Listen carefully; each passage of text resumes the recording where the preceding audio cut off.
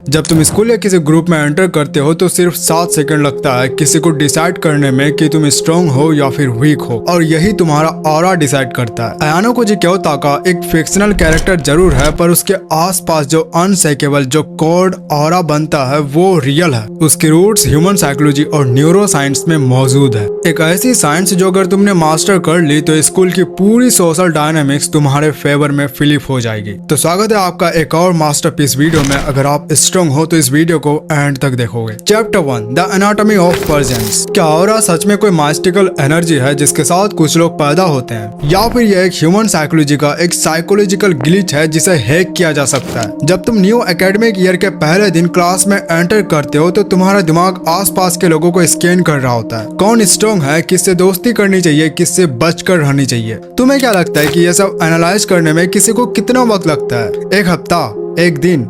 नहीं, सिर्फ कुछ ही सेकंड्स। एक बुक है ब्लिंक। इस बुक में इस फेनोमेनन को बहुत ही डीपली एक्सप्लेन किया गया है। इसे साइकोलॉजी में थिन स्लाइसिंग कहते हैं। ये बुक बताते हैं कि हमारा सबकॉन्शियस माइंड सामने वाले को जज करने के लिए किसी लॉजिक या लंबा टाइम नहीं लेता, वो रैपिड पैटर्न रिकॉग्निशन का यूज करता है। हार्वर्ड के एक फेमस स्टडी में स्टूडेंट्स को एक टीचर की सिर्फ 10 सेकंड की साइलेंस वीडियो दिखाई गई बिना किसी आवाज के, और उन्हें कहा गया कि इस टीचर की पर्सनैलिटी को रेट करो। हैरानी की बात यह थी कि 10 सेकंड के बेसिस पे जो रेटिंग आई वो रेटिंग्स उन स्टूडेंट से एग्जैक्टली मैच कर रहे थे जिन्होंने उनके पास पढ़ाई की थी। सिर्फ 10 सेकंड की साइलेंस ने पूरे साल का इंप्रेशन सेट कर दिया था। इसे कहते हैं हेलो इफेक्ट। लेकिन स्कूल में तुम एक बहुत बड़ी साइकोलॉजिकल गलती करते हो। तुम्हारी सबसे बड़ी गलती ये नहीं है कि तुम्हारे लुक्स एवरेज है या फिर तुम्हारे पास कोई ऐसी गैजेट नहीं है जिससे तुम फ्लेक्स कर सको। तुम्हारी सबसे बड़ी गलती यह है कि तुम दूसरे को देखते ही मेंटली हार मान लेते हो कि मैं इनके सामने कुछ नहीं। तुम इस क्लास के गुड लुकिंग इंटेलिजेंट बच्चे को देखकर ये सोच लेते हो कि मैं तो इनके सामने कुछ भी नहीं। और प्रॉब्लम यह है कि जैसे ही तुम्हारा ब्रेन ये डिसाइड कर लेता है तुम पूरी तरह श्रिंक हो जाते हो। तुम्हारा पोस्चर झुक जाता है, तुम नर्वस मूवमेंट करने लगते हो और डेस्परेटली उन्हीं लोगों के ग्रुप में फिट इन होने की ट्राई करते हो। इसी सोच की वजह से तुम्हारी पूरी पर्सनैलिटी डिस्ट्रॉय हो जाता है। जब तुम खुद को जीरो मान लेते हो तो सामने वाला का प्रिमिटिव दिमाग एक सिग्नल कैच करता है, यह आदमी इजीली एक्सेसिबल है, इसकी कोई वैल्यू नहीं है। पर क्या होगा अगर तुम इस पूरे गेम को अपने हिसाब से अपने लिए फ्लिप कर दो?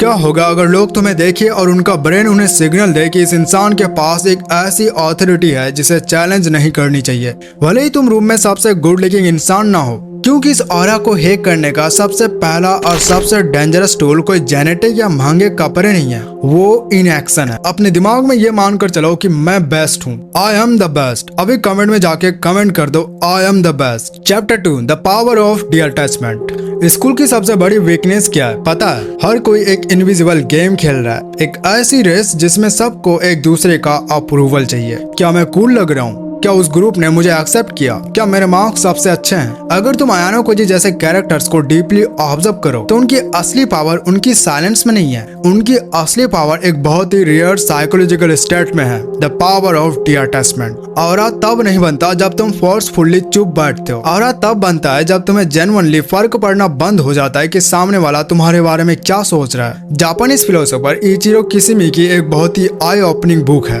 The courage to be disliked. इसमें उन्होंने साइकोलॉजिस्ट अल्फ्रेड एडलर के काम को एक्सप्लेन किया है। एडलर की साइकोलॉजी का एक कोर प्रिंसिपल है सेपरेशन ऑफ टास्क। एडलर कहते हैं कि हमारी आधी से ज्यादा इनसिक्योरिटीज तब पैदा होता है जब हम दूसरे को काम को अपना काम समझ लेते हैं। स्कूल में जब कोई तुम्हारे कपड़ों का, तुम्हारे चलने के ढंग का या तुम्हारे मार्क्स का मजाक उड़ाता है तो वो ओपिनियन उस इंसान का प्रॉब्लम है, उसका काम है। पर जब तुम डिफेंसिव हो जाते हो और अपने आप को प्रूव करने लगते हो तो पावर उनके हाथ में चला जाता है। एक्चुअली में तुम उसका टास्क अपने सर में ले लेते हो। असली ऑरा और ऑथोरिटी वहां से आती है जब तुम इस सोशल वैलिडेशन की नीड को ही कंप्लीटली डिस्ट्रॉय कर देते हो। इमेजिन करो एक सिनेरियो, क्लास का कोई कूल बंदा तुम्हारा नया फोन या फिर तुम्हारे लुक्स के बारे में रोस्ट करने की कोशिश करता है। उनका गोल है तुम्हें एम्ब्रेस करना और बाकियों के सामने कूल बनना। एक नॉर्मल स्टूडेंट गुस्से में आएगा, आर्ग्यू करेगा और इंसल्ट बैक करेगा, लेकिन अयानो कोजी जैसा स्टूडेंट वो उसको देखेगा, एक हल्की सी न्यूट्रल एक्सप्रेशन देगा और कंप्लीटली अग्री कर देगा,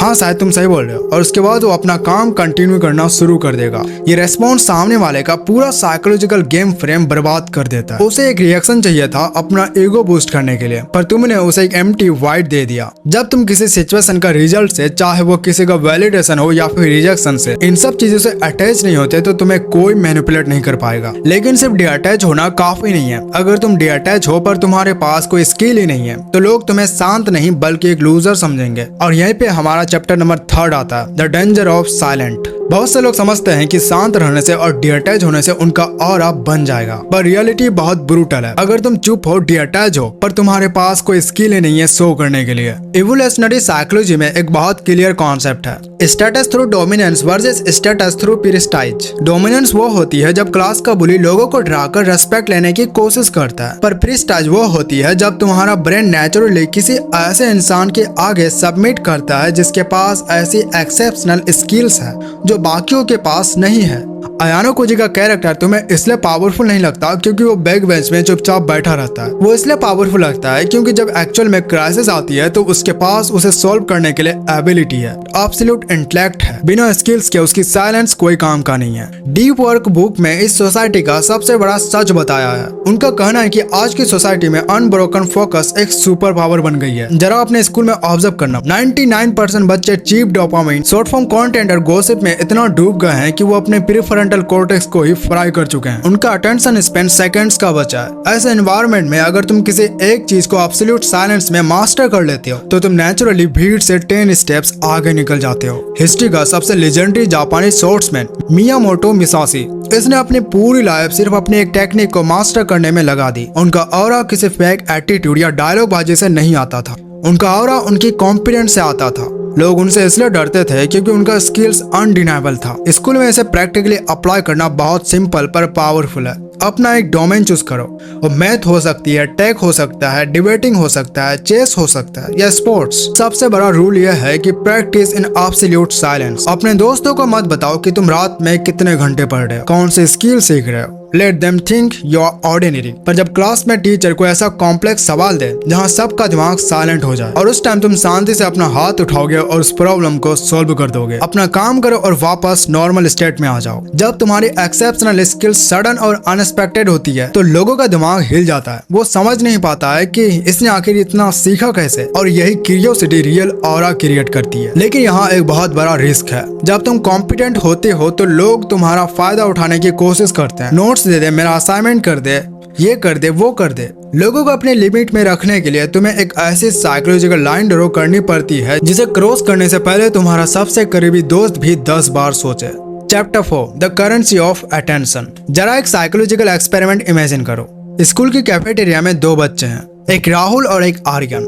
राहुल क्लास का सबसे सोशल इंसान है। वो हर टेबल पर जाता है, सबको हाई फाई देता है, लाउड जोक्स मारता है और इंश्योर करता है कि सब उसको नोटिस करे। उसे लगता है कि उसकी विजिबिलिटी ही उसकी पावर है। लेकिन आर्यन बिल्कुल ऑपोजिट है। वो एक ही टेबल पर बैठा है और अपने 2 दोस्तों के साथ कामली बात कर रहा है। जब उसे कोई दूर से बुलाता है तो वो जोर से चिल्लाकर जवाब नहीं देता, बस एक स्लो सर हिलाकर एक्नॉलेज करता है। तुम्हारा इंस्टिंक्ट शायद कहेगी कि राहुल सबसे ज्यादा पावरफुल या पॉपुलर है, पर अगर हम ग्रुप डायनामिक्स की साइकोलॉजी को ब्रेक डाउन करें, पावर एक्चुअली आर्यन के पास जा रही है क्योंकि उसे अटेंशन की इकोनॉमी को हैक कर लिया है। डॉक्टर रॉबर्ट सियाल्डिनी ने अपने एक बुक इन्फ्लुएंस में एक प्रिंसिपल दिया है जिसे द प्रिंसिपल ऑफ स्कार्सिटी कहते हैं। ह्यूमन ब्रेन नेचुरली उस चीज की वैल्यू ज्यादा करता है जो कम अवेलेबल होती है। जब तुम राहुल की तरह बिहेव करते हो, हर जोक पर ओवर रिएक्ट करना, हर आर्ग्यूमेंट में इन्वॉल्व होना, हर फ्रेंड ग्रुप का हिस्सा बनने की कोशिश करना, तो तुम बेसिकली अपनी प्रेजेंस की वैल्यू 0 कर देते हो।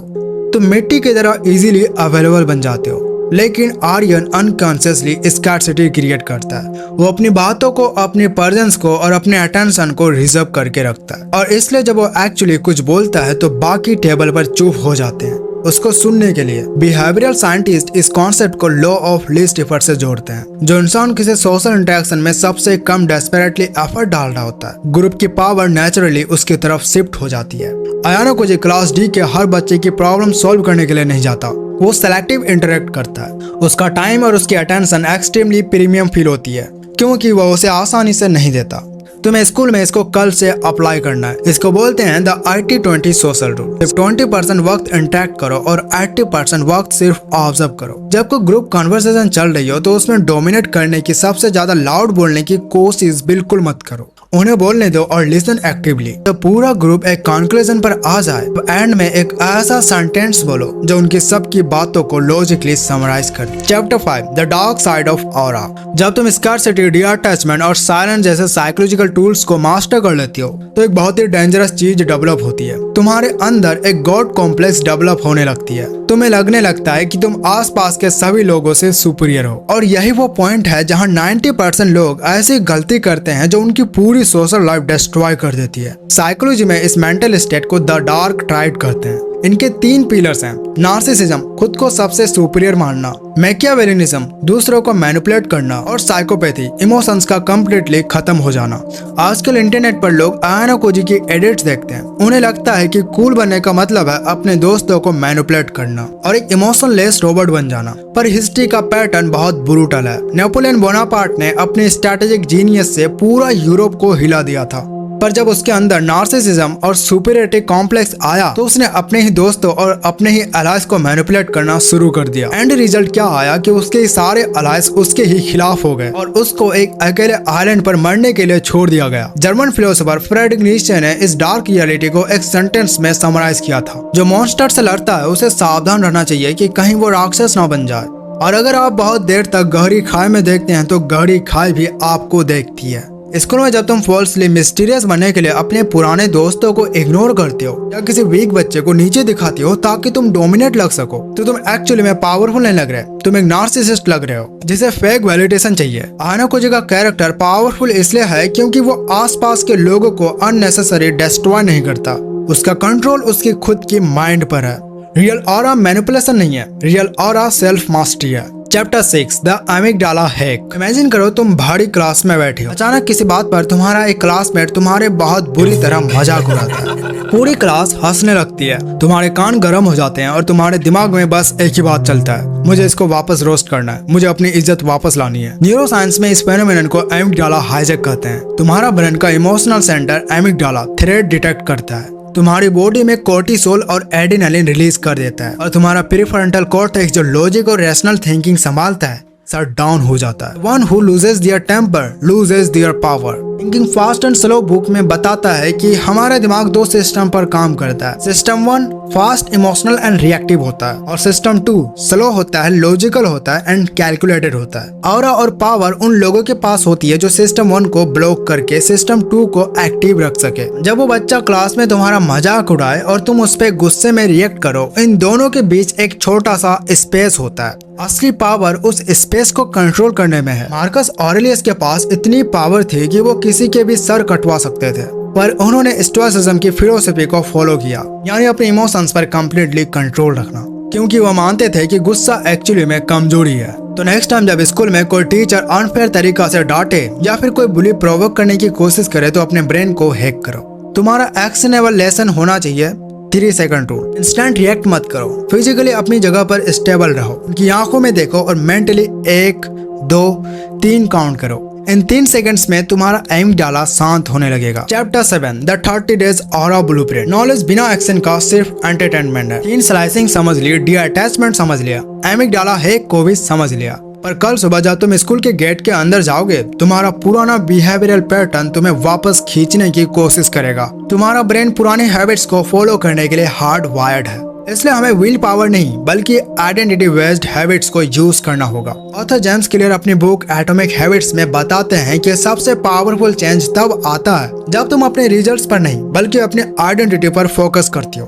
तुम्हें यह नहीं सोचना है कि मुझे आयाना कोजी जैसा एक्ट करना है, तुम्हें एक्चुअली अपने बेसलाइन कैरेक्टर को अपग्रेड करना है। 30 डेज यानी हम इसे 4 वीक्स में डिवाइड करेंगे। Week 1 the dopamine and silence. पहले 7 दिन अपने बोलने की फ्रीक्वेंसी एग्जैक्टली 50% कट डाउन कर दो। तुम्हारी आदत है हर डिस्कशन में जंप करने की, हर जोक पर जरूरत से ज्यादा रिएक्ट करने की। इसे कम्प्लीटली बंद करना है। जब तुम्हारे दोस्त गॉसिप कर रहे हो सिर्फ ऑब्जर्व करो, सर हिलाओ, सुनो, पर अननेसेसरी अपना ओपिनियन मत दो। तुम्हारा ब्रेन इस वैलिडेशन के लिए छटपटाएगा। सिंपल्स को सप्रेस करना ही तुम्हारी पहली ट्रेनिंग है। Week 2 physical grounding. Physical posture न सिर्फ दूसरों को सिग्नल भेजता है बल्कि हमारे खुद के ब्रेन के सेरोटोनिन लेवल्स को रेगुलेट करता है। इस हफ्ते अपने फिजिकल प्रेजेंस पर फोकस करो। हॉल में चलते वक्त जमीन पर या फोन में मत देखो।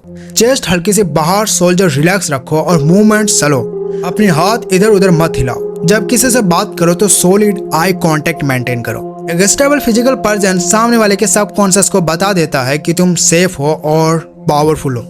Week 3 the deep work execution. अब वक्त है कॉम्पिटेंस बिल्ड करने का। एक ऐसी स्किल या सब्जेक्ट उठाओ जिसमें तुम थोड़े वीक हो। अगले 7 दिन उस पर वर्क करो। किसी को मत बताओ कि तुम क्या कर रहे हो, क्या स्किल सीख रहे हो, और जब क्लास में कोई टेस्ट या डिस्कशन आए तो साइलेंटली अपना एक्सेप्शनल रिजल्ट डिलीवर कर दो। Week 4 emotional shielding test. आखिरी हफ्ते में तुम्हें अपने रियल वर्ल्ड इमोशनल कंट्रोल को टेस्ट करना है। द 3 सेकंड रूल जो हमने चैप्टर 6 में सीखा था, उसे हर स्ट्रेस ट्रिगर पर अप्लाई करो। चाहे टीचर तुम्हें पॉइंट आउट करे या कोई दोस्त तुम्हारा रफ मजाक उड़ाए, 0 इंस्टेंट रिएक्शन होना चाहिए। Pause for 3 seconds, response with absolute cold logic. इस एक महीने में तुम्हारी body, basic hygiene, sleep schedule और क्लीन कपड़े, ये सब तुम्हारी फाउंडेशन बनेगा। तुम कोई फेक या मिस्टीरियस इंसान नहीं बन रहे हो, तुम सिंपली अपने सबसे डिसिप्लिन्ड और अनशेकेबल वर्जन बन रहे हो। होप ये वीडियो आपको अच्छा लगा होगा एंड आपको क्या करना है, इस चैनल को सब्सक्राइब करना है, इस वीडियो को अपने क्लासमेट से शेयर करना है ताकि उसका भी हेल्प हो जाए। लाइक कर देना एंड कमेंट कर देना भाई।